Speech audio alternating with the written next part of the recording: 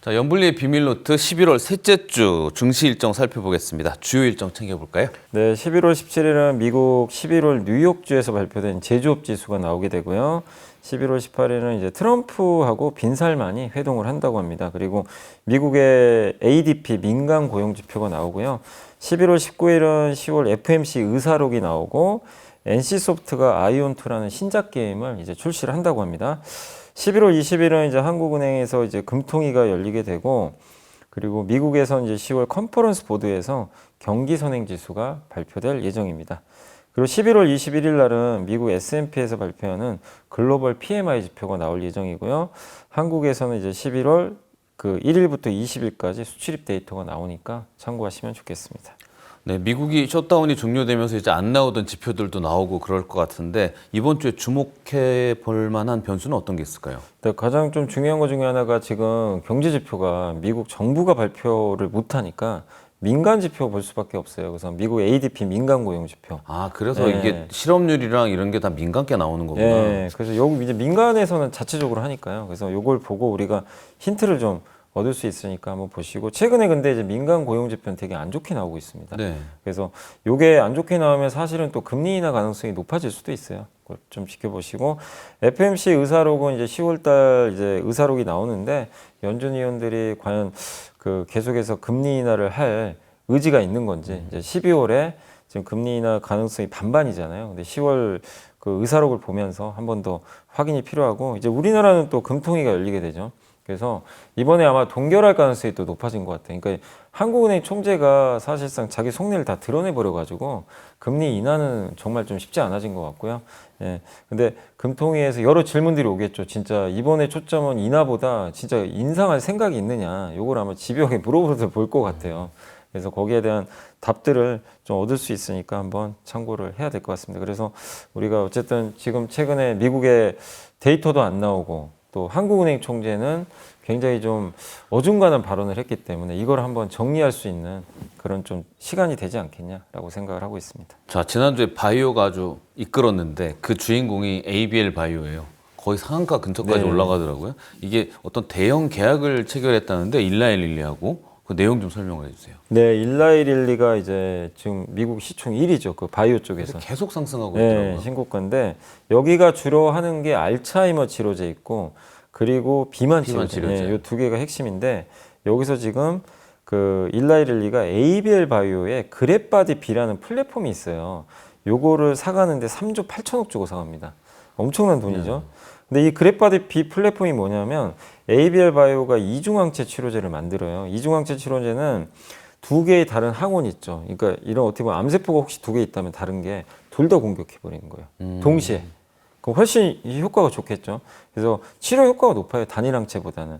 요걸 만드는 이제 기술을 갖고 있는데, 그거를 이제 그랩바디 B라고 하라고. 대표적인 게 뭐냐면 이 BBB 셔틀이라 그래요. BBB 셔틀이 뭐냐면 암을 일으키는 단백질을 이제 타겟하는 건데, 근데 뇌혈관에는 장벽이 있어요. 이 뇌에는 이 물질이 잘 못 들어간대요. 이게 우리가 약품을 써서 넣어야 되잖아요. 이게 들어가기 전에 튕겨버린대요. 너무 이게 두꺼워가지고 이 혈관 장벽 자체가.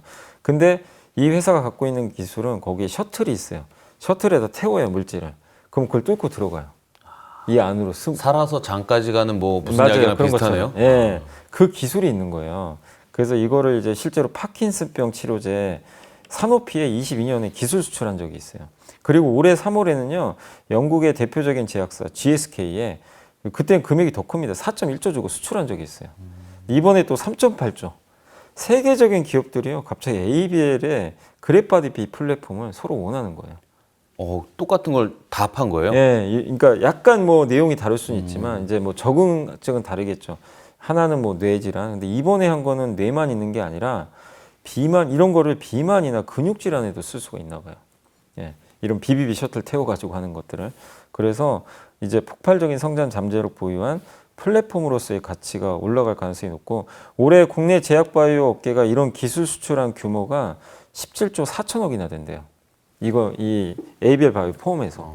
그러니까 우리나라가 바이오가요, 그냥 이렇게 되겠지가 아니라 진짜 숫자가 제대로 나오고 있어요. 수출까지.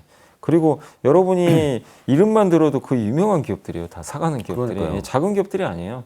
그러니까 ABL 바이오의 이런 대형 계약은 바이오가 주도주가 될 수 있다는 걸 충명히 증명한 정말 좋은 계약이 나왔다.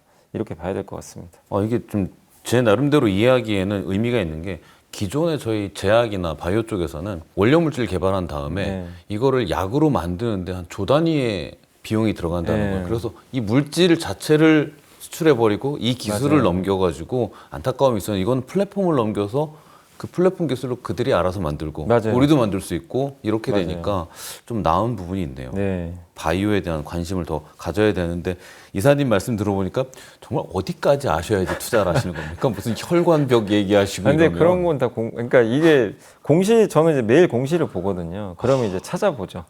예. 그러다 보니까 이제 응급조치도 가능하실 것 같습니다. 자, 정부가 배당소득 분리과세 최고 세율을 25%까지 낮춘다라는 보도가 있었는데 뭐 배당주에 긍정적일 것 같고 배당주 투자는 앞으로도 좋겠네요. 하나의 배당주도 이제 주도주로 봐야 돼요. 저는 그렇게 생각을 왜 하고 있냐면 정부가 답지를 알려주고 있거든요. 배당 소득에 지금 종합과세 들어가면 49.5잖아요. 요걸 이제 35로 낮추겠다고 했고 근데 지금 논의되는 건 25까지. 그래서 아직은 이게 언론 단독 보도라 어떻게 결정날지 모르지만 논의가 되고 있는 건 사실인 것 같아요. 그렇죠. 그래서 25로 낮추면 49.5%의 세금이면 이재용 회장으로 만약 우리가 생각하면 나는 만약에 1년에 배당을 100억 받는데 50억 낸 거잖아요. 근데 25%면 25억만 내면 돼요. 그러면 이제 배당 세금 부담이 확 줄어들거든요. 그러면 배당을 더 늘리면 본인도 본인은 줬죠. 좋으니까. 그럼 이거는 누구한테 줬죠? 소액주주도 같이 좋아지죠. 배당이 그만큼 늘어나니까. 그러니까 이 분리과세를 해주는 것 자체는 굉장히 이제 많은 주주분들한테도 좋을 수밖에 없고, 근데 결국 이거는 배당 많이 주는 기업들한테 혜택이 가는 거잖아요. 그럼 고배당주들한테 좋을 수밖에 없는 거죠. 그래서 이 부분은 우리나라 또 자본시장의 혁명이 될 수도 있어요. 이런 경우가 없었잖아요, 사실 그동안. 그래서 이게 물론 이제 비판도 있습니다. 이건 너무 부자 감세 아니냐. 그러니까 예. 많이 갖고 있는 사람들이 큰 이익을 보게 되니까. 근데 그게 그들만 이익 보면은 안 하는 게 맞을 수도 있겠지만 그들이 이익 보험으로 인해서 밑에 소액주주가 같이 이득을 봐요. 그런 구조기 때문에 이 부분은 저는 긍정적이라고 보고 있고, 또 이재명 대통령이 예전에 그 얘기를 했잖아요. 주식으로 생활비 벌 수 있게 한번 해보겠다. 그거는 뭐죠? 배당이거든요, 사실은. 그래서 이 부분은 상당히 저는 주식시장에도 긍정적인 효과 계속 좀 나올 것 같다. 그래서 고배당주들 답답해하지 마시고 지금 고배당주도 이런 정책이 통과되면 굉장한 주도주가 될 수 있다라고 생각을 하고 있습니다. 그런 것 같아요. 그 부자 감세 논란의 한 측면이 뭐냐면 직접적으로 배당이 늘어나면 소액주주에 대한 배당도 늘어나는 일차적인 효과도 있지만 고액 투자자들이 시장을 떠나지 않고 맞아요. 계속 시장을 살려주면 배당뿐만 아니라 주식시장 자체가 밸류업이 되니까 맞습니다. 그런 혜택도 좀 같이 염두에 둬야 되지 않을까 생각이 네, 듭니다. 맞습니다. 자, 포스코홀딩스가 1조 원 이상 투자해서 호주 광산에 지분 투자를 하기로 결정했고 리튬 사업 때문인 것 같고, 그다음에 LG화학도 미국 기업에 3.7조 양극재 공급 계약을 맺었습니다.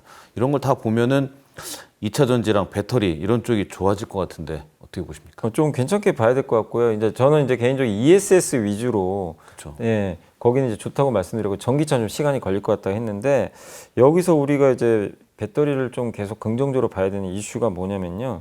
이 둘 다 뭐냐면 공시를 했어요, 지난주에. 그래서 이제 여기서 우리 공시 내용 한번 들어보시면 포스코홀딩스가 호주 광산이죠. 광산 보유한 기업에 일단 이제 30% 지분을 확보하는 거래를 한 거예요. 그럼 왜 갑자기 호주에 리튬 광산을 왜 지분 취득했을까? 아르헨티나에도 있잖아요. 요거는 전략적인 의미가 굉장히 강하다고 보시면 돼요. 왜냐하면 미국 그 트럼프 행정부가, 트럼프는 전기차 싫어하잖아요. 그러면서도 캐나다의 그 리튬 회사, 리튬 아메리카스 지분을 인수해 버렸어요. 되게 좀 아이러니하죠. 그건 뭐죠? 리튬도 결국엔 이제 배터리에 들어가는 핵심인데 이걸 장악한 국가는 중국이죠. 중국이 거의 80% 장악하고 있거든요. 그러니까 미국 입장에서는 배터리 안 쓸 수는 없어요. 써야 됩니다. 써야 되는데 이 상황에서 중국에 계속 끌려다녀요. 그래서 히토류 업체 지분 인수, 리튬도 인수하는 거예요.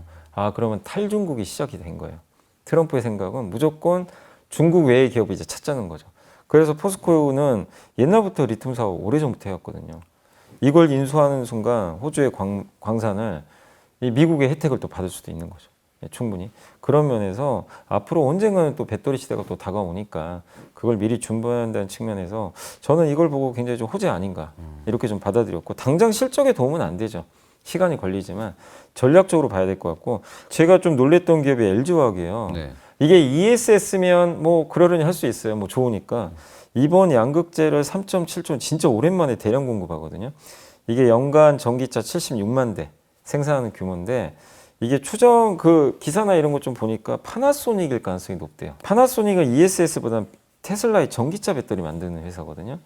이게 만약에 전기차 쪽이 맞다면 이것도 굉장히 호재가 될 수밖에 없죠. 왜냐하면 테슬라도 지금 필요한데 이 양극재를 다른 회사 거 쓰는 게 아니라, 파나소닉은 일본 기업도 따로 있어요. 네.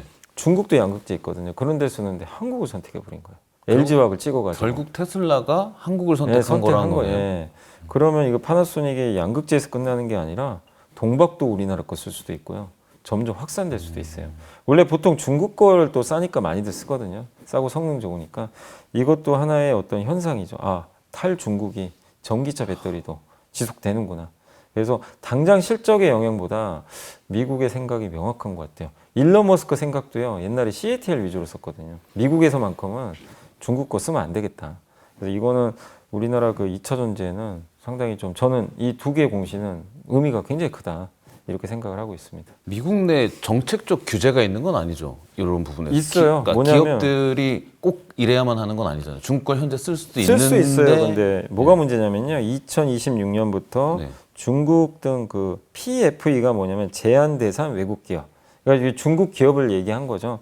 여기서 생산한 그 자재의 비중이 40%를 넘는다. 그러니까 배터리 원가의 40% 이상이 중국산이다. 뭐뭐뭐 쓰지 마가 아니라 네. 합쳐서 얼마 정도 네. 쓰면 안 돼 이런 그게 거예요. 중국산이 들어가면 보조금을 못 받습니다. 배터리 만들 때마다 보조금 주거든요. 그걸 못 받아요. 우리나라 거 쓰면 보조금 받아요. 그럼 당연히 누가 봐도 이 보조금 받기 위해서라도 할 수밖에 없는 거죠. 그래서 그런 규제가 이미 이제 내년부터 시작이 되니까 미리 좀 준비하는 것 같아요. 알겠습니다. 지금 유가는 좀 떨어지고 있는데 정유랑 석유 화학주들은 동반 급등을 하고 있습니다. 장기간 좀 소외됐었는데 이렇게 회복되는 이유가 뭘까요? 일단 가장 호재가 뭐냐면 주식시장에서 제일 큰 호재 중에 하나가 최악이에요. 최악이 지났다. 아, 더 이상 나쁠 네. 거 없다. 그래서 저도 이제 몇 달 전에도 석유화학도 몇 번 말씀을 드렸죠. 보고서 보고. 근데 이제 주가는 사실 좀 이제 움직이는 것 같아요. 최악은 지났다는 평가가 대부분이고, 이번 실적들 대부분 나왔는데 뭐 좋은 기업도 있고 나쁜 기업도 있지만 평가는 비슷합니다. 아, 이제 큰 흐름은 바닥 지났다. 정유 같은 경우는 최근에 정제 마진이 강세를 보이고 있는데, 사우디 OSP가 뭐냐면 이제 두바이유를 수출하잖아요. 보통 네. 이제 우리가 두바이유 사오는데 사우디나 이런 아랍에미리트에서 수출하는 수출 단가예요. 그러니까 생산하는 단가가 있고 수출하는 단가 있어요. 그래서 그 차이예요. 그 차이인데 어쨌든 이 OSP를 인하했다는 건 이제 수출 단가를 떨어뜨리겠다. 그럼 우리 입장에서 어떻게 되죠? 정유사는 싸게 들어오는 거예요. 그런데 이걸 왜 하느냐면 경쟁 때문에 그래요. 중동 원유에 대한 대체 수요가 좀 그러니까 뭐냐면 러시아 이란 제재하니까 요거 이제 대체 수요가 발생을 하는 거죠. 그래서 사우디가 이참에 점유율 좀 늘려보자. 네. 그래서 가격 확 내려가지고, 근데 한 애널리스트 제가 보고서를 보다 보니까 SOL 주가 요즘에 많이 올랐는데 이 OSP가 하락하는 구간이 2014년, 17년이 있었대요. 이 3년 동안 이때 SOL 주가가요 무려 3.6배나 올랐어요. 와, 되게 영향을 많이 주는 네. 지수네요. 그래서 그때 OSP가 하락하는 구간이었다고 합니다. 근데 유가 떨어지면 우리가 보통 안 좋게 보잖아요. 네. 유가 떨어지면 정유주 안 좋은데, 근데 그때도 유가가 폭 나갔을 때예요. 지난번에 배웠잖아요. 네. 유가가 올라가는데 정유가 좋은 건 싼 거 사놨으니까. 네, 맞아요. 그럼 떨어지면 안 좋죠. 비싼 거 사놓은 거니까. 근데 그때도 유가가 급나가던 시기인데 주가가 3배나 오른 거예요. 그러니까 이 얘기는 뭐냐? 그런 이제 이거는 재고 자산도 중요하죠. 실제 돈은요 정제 마진입니다. 원유를 싸게 들어와서 비싸게 팔면 그걸로 돈 버는 거잖아요. 이 재고는 뭐냐면 그냥 평가이익이에요. 평가선. 실제 장부상입니다. 그래서 오히려 그게 중요하다. 그리고 석유화학은 러시아 제재를 하다 보니까 이란과 중국의 석유화학 기업들이 이제 원가격이 떨어져요. 왜냐하면 싸게 들어왔다가 이제 비싼 거 샀어야 돼요. 근데 우리는 그동안 비싼 거 썼거든요. 그리고 구조조정하고 공정 경쟁. 예. 그래서 턴어라운드 시작됐으니까 정유 석유화학도 이걸 일시적으로 볼 필요는 저는 없다고 생각합니다. 알겠습니다. 자, 파마 리서치는 피부 미용, APR, 화장품, 파라다이스, 카지노, 또 삼양식품까지 대표적인 소비재 기업들이 지난주에 요동을 쳤는데 실적은 양호한데 주가는 이렇게 왜 변동폭이 컸을까요? 일단 첫 번째 눈높이가 되게 높아요. 이게 주가들이 투자자들이? 왜냐하면 워낙 많이 올랐거든요. 파마리서치도 그렇고 APR 요즘 뭐 파라다이스, 롯데관광개발, 삼양식품 진짜 주가들이 최근에 굉장히 많이 올랐죠. 이 성장 때문에. 그러니까 눈높이가 높은데 뭐 그거 이상으로 잘 나온 것도 있어요. 근데도 시장 이게 마치 지금 최근에 미국 기술주랑 비슷한 것 같아요. 팔고 싶은 것 같아요. 너네 너무 많이 오른 거 아니야? 좀 쉬어가자. 그래서 일단 APR 같은 경우는 3분기에 영업이익이 무려 253% 증가했고 미국 매출이요 그냥 280% 그냥 숫자 보면 이게 왜 빠져야 되지 이러는데 그 저번에 말씀드렸지만 길거리에 돌아다니는 그 소문에 의한 스트릿 컨센. 그게 훨씬 높았던 것 같아요. 근데 그건 충족 못했던 것 같고 그러니까 이제 실적 발표하고 폭락. 파마리서치는 그래도 부합은 했는데 전 분기 대비하면 매출이 마이너스 나버렸어요. 전 분기보다. 그러니까 시장이 놀란 거죠. 이건 역성장인가 이제? 실제 역성장까지는 우리가 왜냐하면 전년 동기랑 비교해 봐야 되거든요. 사실은. 근데도 전 분기보다 꺾이니까 안 좋게 봤고 파라다이스도 주가가 왜 폭락했냐면 이번에 안 좋은 건 맞아요. 근데 그랜드 하얏트 인천 웨스트타워를 최근에 인수했어요. 왜 인수하냐면 파라다이스가 최대 지금 문제가 호텔 객실이 좀 부족한가 봐요. 카지노 고객을 호텔 객실로 이렇게 영업을 해서 여기다 이제 어떻게 보면 객실을 좀 채워놓으면 이 사람들이 결국 카지노 매출을 올려줄 거 아니에요. 그렇죠. 이 공간이 부족하대요. 그래서 이번에 그랜드 하얏트를 인수하면 이 카지노 고객을 더 늘릴 수가 있잖아요. 저 못 가봤는데 라스베이거스 보면 호텔값이 맞아요. 엄청 싸다면서요. 네, 맞아요. 아주 좋은 호텔들이 네. 다 저희 가서 맞습니다. 하라고, 하라고. 이제 카지노 하라고. 그거예요. 그러면 이게 확보가 되면 카지노 매출이 당대로 오르겠죠. 근데 이게 원래요. 올해 말에 오픈될 예정인데 또 내년 3월로 연기됐다고 합니다. 그러니까 이러다 보니까 근데 이거는 연기잖아요. 그렇죠. 없어지는 게 아니에요. 근데 시장은 지금 불편해요. 막 뭔가 좀 조금만 안 좋으면 그냥 두들겨 팹니다. 막 그 삼양식품도 별 이슈 없는데 폭락 갑자기 막 그랬어요. 그러니까 이제 진짜 피곤해하는구나 시장이 많이 오른 것들 좀 쉬어가고 싶다. 그래서 이런 이유들 때문에 좀 흔들린 거기 때문에 너무 저는 걱정할 필요 없다. 뭐 구조적 문제 생긴 거 아니잖아요. 그렇기 때문에 염려할 부분은 아니다. 이렇게 말씀 좀 드리고 싶습니다. 그러니까 그런 이유들이 전체 증시에도 반영이 되는 것 같아요. 맞아요. 11월 증시 보면 너무 이 등락폭이 맞습니다. 심해요. 예. 그리고 뭐 4,200 갔다가 또 3,000대로 내려가기도 하고. 근데 주도주들이 좀 부진한 건 보이거든요. 너무 높아서 그런 네. 것도 그런데 11월 증시는 여전히 좀 쉬어간다 이렇게 봐야 될까요? 그러니까 저도 이제 11월 증시는 조금 그냥 왔다 갔다 하지 않겠냐라고 이제 말씀드렸던 게 그냥 근본 원인은 너무 피로한 거죠. 좀 쉬는 게 사실은 12월이나 1월 장세를 봤을 때 좀 더 도움되지 않겠냐 이렇게 봤는데 어쨌든 계속 지금 등락 과정입니다. 그래서 일단 11월 그 FMC까지 좀 불확실성 좀 남아 있잖아요. 경제 데이터도 모르고 그러니까 그때까지는 조금 불확실하니까 약간 시장은 조금 당분간은 보수적으로 보는 게 좀 맞지 않나. 그래도 코스피 5천 가는 거는 방향은 바뀌진 않았다고 봐요. 그 과정에서 약간 숨 고르게 한다. 라고 생각해 주시면 되겠고 두 분의 의견을 좀 갖고 왔어요. 그래서 유진투자증권의 허재한 연구원이 뭐라고 하셨냐면 일부 종목들만 사실 급등했었잖아요. 뭐 반도체만. 그건 건강하지 않다. 그렇다고 버블을 걱정하지 말자. 주가가 9월 이후로 가파르게 올랐는데 우리나라 코스피 한 달 10월의 상승률이요. 19.9%예요. 한 달 동안. 이게 1980년대 이후로 월간 상승률은 9위에 해당할 정도로 그냥 압도적이라고 합니다. 근데 이렇게 한 달간 급등하면 다음 달이요 변동성이 커져요. 이게 늘 있었다고 합니다. 그래서 이분 의견은 반도체가 주도주에 바뀐 건 아닌데 어쨌든 좀 너무 올랐으니까 은행, 유틸리티는 이제 한국가스공사나 한전 같은 기업들 발전. 한전 잘 올라가더라고요. 이런 거하고 제약바이오 이쪽을 좀 보자. 이런 얘기를 해주셨고 신한투자증권의 노동길 연구원님은 뭐라고 했냐면 지금이 기간 조정인지 가격 조정인지 좀 판단을 해야 된다. 기간 조정이면 빠지면 사야 되고요. 가격 조정이면 오르면 팔아야 돼요. 완전히 다른 개념이에요. 가격 조정이면 시장이 끝난 거예요. 사실 이젠 조정장이에요. 근데 기간 조정이면 반대로 이건 잠깐 쉬는 거예요. 그래서 그걸 판단을 해야 되는데 결국 11월 10일과 11일에 코스피 반등이 있었는데 그때 이제 셧다운이 해소가 되면서 이제 올라갔거든요. 그래서 그걸 보면 이번엔 좀 기간 조정 아니겠냐. 가격 조정보단 이렇게 좀 보고 있고. 근데 과열이었잖아요, 그동안. 그래서 좀 과열을 시키는 소강 상태. 그러니까 이 의견에 저는 좀 동의를 해요. 그래서 좀 쉬어가는 거지 이게 시장이 끝나서 이제 팔아야 되는 장은 아니다. 이렇게 보고 있는데 다만 이게 11월 5일 기록한 3,867.8포인트가 저점이에요. 그때 한번 확 폭락한 그거는 깨면 안 된다. 요게 깨지면 더 안 좋아질 수도 있대요. 저도 기동량으로 때 네. 배운 거는 전저점, 전고점이 네. 중요하더라고요. 맞아요. 요거는 웬만하면 깨지 않는 게 좋을 것 같다. 이런 좀 의견이니까. 그러니까 비슷합니다. 의견들은 좀 쉬어가고 당분간은 주도주 반도체가 좀 쉬면서 소외주가 간다. 이런 장세로 색깔은 한 11월에 바뀐다. 이렇게 좀 생각하시면 좋을 것 같습니다. 이게 기간 조정이라고 보고 11월에 쉬어간다고 하면 이게 투자자들 입장에서는 앱을 이렇게 좀 잠깐 덮어두고 있는 게 맞겠죠. 이렇게 팔라는 것보다는. 그리고 오르는 날 되도록 안 보는 게 좋아요. 아, 오르는 사고 날요? 싶어져요. 아, 그걸 참아라. 네, 왜냐하면 이번 주에 보시면 그 목요일 날 증시가 또 올라가고 거의 3,200 근처까지 가고 4,200. 그 금요일 날 어떻게 됐습니까? 확 빠져버렸죠. 예. 그러니까 오르는 거 보고 아 이거 전고점 돌파하나 보고 따라가면요 물려버리고 이제 오히려 금요일처럼 급 나가면 닫을 게 아니라 저는 미리 준비하신 분들은 이제 조금씩 또 액션을 취해야 된다는 거. 따라가는 게 아니었어. 알겠습니다. 이번 주에 이사님이 선정하신 보고서는 전쟁과 평화, 에너지 안보와 배터리라는 내용이요. 네. 하나증권의 김현수 연구원입니다. 아니 저는 이 보고서 내용이 되게 정말 좀 인사이트가 있었다고 느낀 게 배터리를 이제 안보로 보는구나. 아까 설명드린 그거랑 미국도 약간 그렇게 보는 것 같아요 이제. 그러면 이게 밸류에이션이 올라갈 수밖에 없어요. 안보기 때문에. ESS가 왜 안보 자산이냐?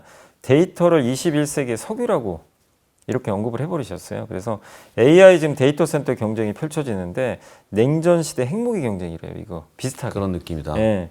그래서 지금 그리고 병목 현상이 칩이 아니라 전기 때문이죠. 아까 말씀하신 코어웨이브. 코어웨이브. 네, 그거랑 이제 맞는 얘기죠. 그래서 전력망 구축에 7년 걸린대요. 데이터 센터가 2, 3년. 이거를 줄여줄 수 있는 전력이 뭐냐? ESS라는 거. 태양광과 그다음 가스도 같이 필요한데 여기에 ESS를 같이 결합하면 이거를 안정적으로 공급을 할 수가 있다고. 결론은 뭐냐? ESS가 없으면 AI 경쟁력 유지는 불가능하다. 젠스당도 이 얘기를 했어요. 사실 비슷하게. 그러니까 이거는 그러면 데이터 패권 상실되고 안보 위협이죠. ESS가 없으면. 그러니까 있으면 좋아요가 아니라 없어서는 안 되는 거네요. 안 되는 지금 분위기로 좀 가는 것 같아요. 여기 탑픽은 LG엔솔입니다. 왜냐하면 CATL 제외하면 뭐 1등이고 미국 동맹국 중 유일하게 미국 내 LFP ESS 대량 생산 가능하고 이제 이 다음에 준비하는 회사가 지금 삼성 SDI, SK온 따라서 하겠죠. 그리고 중국산 제품에는 지금 관세 때려버리니까 이제 한국과 중국의 이 LFP 배터리 가격이 비슷해져요. 관세 때문에. 그 부분도 있고 보조금 이제 중국 건 안 줍니다. 안 쓰니까 일단. 네, 맞습니다. 그리고 앞으로 ESS가 차지하는 이익 비중이 LG엔솔 전체의 50%까지 올라갈 거래요. 굉장히 커지고요. 그래서 이 부분을 간과해서는 안 된다. 그래서 핵심은 환경적인 이제 우리가 문제로 생각했죠. 배터리 쓰는 게 이제 전기차. 그걸 ESS도 마찬가지였고 이걸 넘어서 이제 안보로 간다. 안보 프레임이 붙었다. 그래서 배터리 쪽에 대한 부분도 이런 시각을 한번 가져보시는 것도 괜찮을 것 같습니다. 근데 궁금한 건 제가 LG엔솔도 이렇게 보면 이렇게 이슈가 좋아 보이는데 그래프가 상승하는 폭이 거의 안 보이거든요. 근데 장기가. 이게 30만 원 초반까지 갔다가 50만 원 넘겨버렸어요. 시총 60조에서 올라온 거예요. 지금 110조예요. 안 오른 건 아니에요. 그러니까 엄청 예전에 올랐어요. 올라온 상태에서 지금 이렇게 상단에 멈춰 근데 있는 다 거구나. 애널리스트 최근에 왜 경고 사인을 계속 냅니다. 비싸다.